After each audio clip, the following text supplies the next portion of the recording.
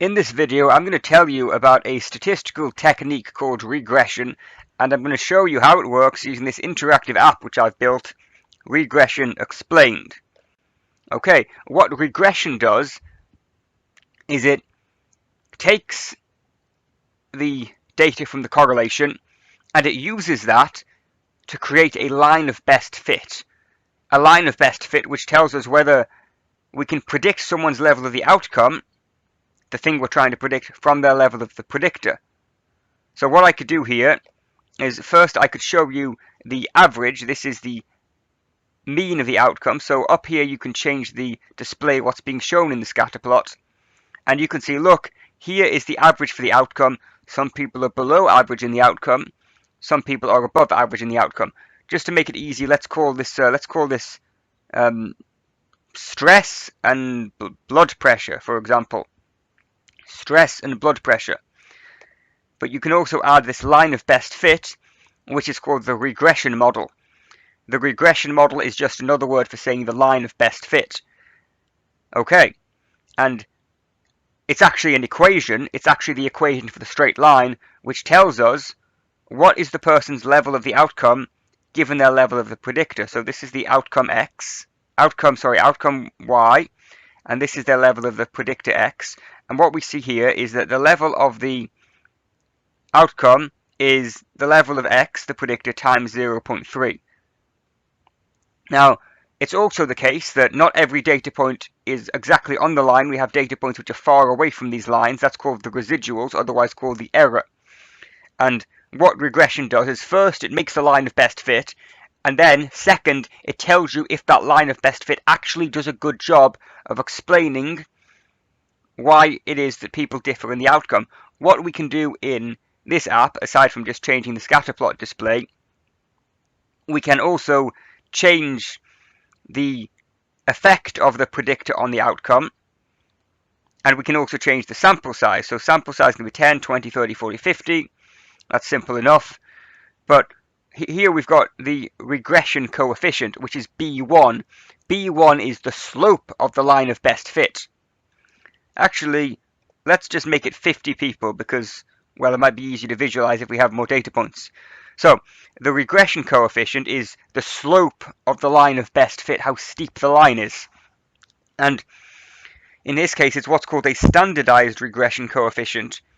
And that means that the data is standardized, so all the data have been changed, so they have an average, a mean of 0, and a standard deviation of 1.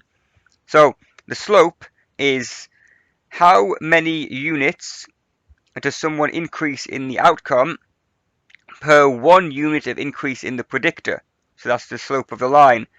And it turns out that if your variable is standardized, mean of 0, standard deviation of 1, then the regression coefficient is just the same thing as the correlation coefficient.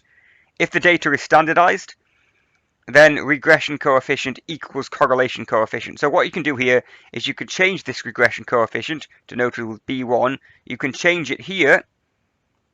So let's look at a regression coefficient of 0. Look, y is 0 times x, slope of 0. Perfectly flat line. Your level of the predictor tells me nothing about your level of the outcome. But what we can do here is we can increase the slope, increase the effect, and we're seeing two things. First, we're seeing that as the effect becomes larger, the line becomes steeper, the line of best fit becomes steeper. And secondly, what happens is the data, these dots, are actually getting closer to the line of best fit. And if it's a perfect correlation, in this case a perfect standardized regression coefficient, they're all perfectly on this line. We could also do this if we make it a negative relationship, a negative slope, so y equals minus 0.2 times x. We see now the slope becomes steeper downwards, and, well, the larger it is in the negative direction, the steeper it is downwards, and also the closer the data points are to the line of best fit. And that means that the regression coefficient is a function of the correlation. Okay, now what we want to find out now, we've created our line of best fit here. So this is our line of best fit, and so this is our equation. So we know someone's level of stress. And so in order to work out the level of blood pressure, we'd say their level of blood pressure is 0.7 times their level of stress. So we go up from the person's level of one thing to work out their level of the other. The question is this line of best fit any good? Does it do a good job of explaining why people differ in the outcome? And that, well, that's what regression does. Now, before we go into the statistics behind it, because there's a little bit of statistics behind it, before we get to the results themselves, I'm going to tell you that regression assumes a few things. It assumes that your data does not have outliers. So it assumes that there's not one data point over here far, far away from the others that changes the whole line. Because you want this line of best fit to represent the pattern of all the variables, the pattern of data across data for both the variables, and not just be changed by extreme data points, by a small number of extreme data points. And you test that by looking at the maximum Cook's distance, and you want the highest Cook's distance to be 1 or below. In this case it is, therefore the assumption of no outliers is met. Another assumption of regression is called homoskedasticity. Now that's a very big word, I'll tell you what it means. It means that regression assumes that the level of error does not depend on the level of the predictor. So I'll show you how that works. So we have this line across different levels of the predictor variable, and we also have error, and the error is the difference from each data point from the line. What we want in order for regression to work is we want that error, that distance between the data points and the line of best fit, to be roughly the same at all levels of the predictor. What we don't want is the data to be all very close to the line over here, but very far from the line here, because if the data look like that, that means that our equation would predict someone's level of the outcome at the low level of the predictor, but not at the high level. But here, it looks relatively homoskedastic. It looks like the level of error is consistent across the level of the predictor. You can also test this statistically using the Bruce-Pagan test, where you want P to be above, to be 0.05 or above. In this case it is, therefore the assumption of homoskedasticity is met. Next, regression also assumes that our errors are normally distributed. So you've got the data point. You've got the data point and you've got the line, and between them is some distance. That distance is called the error, is also called the residual. And you want the residuals to be normally distributed, which is to say there's an average level of distance between the data point and the line, and the further you move from that average distance, the fewer data points there are. So there shouldn't be many data points very far from the line, and there shouldn't be many data points very close. So the errors should be normally distributed, and you can actually test that, how we always test normality, at least for a relatively small sample, our Shapiro-Wilk test, where we want P to be 0.05 or above. In this case it is, therefore the assumption of the normality of residuals, errors, is met. Wonderful. Well, now we're ready to do the regression itself. So we can go here into the scatter plot display. So I'm going to show you how this works, and here we can look at the average. It takes a moment for it to update. We can see the average level of the outcome in black, and then we can see the line of best fit in blue. And regression works by asking a simple question. It asks, does our line of best fit do a better job of predicting the level of the outcome compared to the average? So if I didn't know your level of the predictor and I wanted to say what's your blood pressure, I could just guess that it would be the average. The question is, if I knew your level of stress, the predictor, and I used that equation, would that do a better job of predicting the level of the outcome? And in order to do that, you have to understand something called sums of squares, which we first learned about when we were looking at descriptive statistics. So what we have here, these black lines, we go on total sums of squares. We can see that there is a difference from each data point from the average. So this data point here is below the average, that's that black line. This data point is above the average, that's that black line.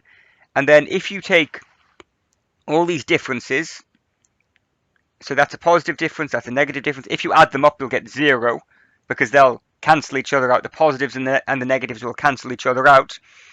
And so to make sure you don't get 0 difference from the average, from the mean, you have to take those differences and you square them to get rid of the pesky minus numbers. So you take all these lengths here, differences between each data point and the mean, you square them, and that gives you a number which is the total sum of squares total SST, which is actually shown down here. So we see the equation, and we also see our sum of squares total, which in this case is 49. Okay, so that means that if we're guessing based on the mean, there's some level of variance between the data points and the mean. What regression does is it takes that total sum of squares, it adds that line of best fit, and the line of best fit here, which is this blue line, cuts that total sums of squares in half. It cuts it in half into variance which is explained by the regression model, which is the blue part, which is between the line of best fit and the average, which is to say this is the variance, the error that we don't have, that we had before with the mean but we don't have for the model, and then also that's called the sums of squared model, SSM, and we also have the sums of squared residuals, SSR, which is shown in red here, and the red is this is the error that we have when we have the model, the error, the residuals not explained by the model. This is the difference between the line of best fit and the actual level of the outcome. And so with the line of best fit, there's still some error, but you'd hope it would be smaller than before. What regression does is it compares those three numbers. So let's imagine that the regression slope was 0, it was no effect whatsoever. What we'd see is the line's completely flat on the mean. None of the variance is explained by the model. It's all red. Look at that. Sum of squares residual, all of it is in red. Which is to say the model doesn't do anything. It doesn't explain any of the variance. The sum of squares of the model is 0. If we were to have a small effect, we can see a little bit of it is explained by the model. The error is a bit smaller. If we make it a lot bigger, for a stronger regression effect, so that would be a stronger correlation, what we'd see is now most of the variance is explained by the model, but we've still got some error. And then if you have a perfect relationship, what we can see here is this extremely strong correlation. All of the variance is explained by the model. Okay, now what regression does, let me move this back, is it comes up with some numbers to tell you whether your line of best fit does any good. And the two numbers it comes up with here in the regression results is R squared and F. And R squared is how much variance in the model is explained by, how much variance in the outcome is explained by the model. So how much of these sum of squares total is in the blue? How much of the variance is explained by the model? And so what it is, it's what is the variance explained by the model. So you take all of these lines squared, add them up, divided by all of the variance, which is all of these lines, each squared, then added up. So it's what percentage of all of these lines is in the blue. And so we can see here that the R squared is 0.25. And what that means is that our predictor explains a quarter of the variance in the outcome. That's a strong regression right there. Another number we have is F squared. Sorry, not F squared, is the F ratio, which you might have come across if you've learned about ANOVA. The F ratio is essentially signal to noise. How much variance is explained by the model divided by how much variance isn't. And so it's how much is explained by the model in the blue, each of these squared, and then divided that by variance not explained by the model, which is the SSR in the red. In fact, what you do is you divide both of those by degrees of freedom. So the F ratio is how much is explained by the model, SSM, divided by degrees of freedom.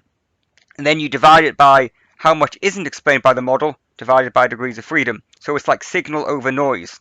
and then using those you then get a p-value, which is the probability that those numbers we just saw was a false positive. The p-value is the probability of seeing that effect, seeing these numbers all larger if there's no relationship in the population. And what we can see here is p is less than 0.05, and therefore, yes, this model does significantly explain variance in the outcome. And so that's what regression is. It takes all of the differences from the average and then uses the line of best fit to cut them in half. And then the question is, how much better does this line of best fit? How well does the line of best fit explain variance in the outcome compared to just guessing based on the mean? So what I'd like you to do now is I'd like you to change these parameters, change the sample size, and change the regression slope, and find out which level of these is needed for the model to become statistically significant. And so I hope that's helped to explain regression.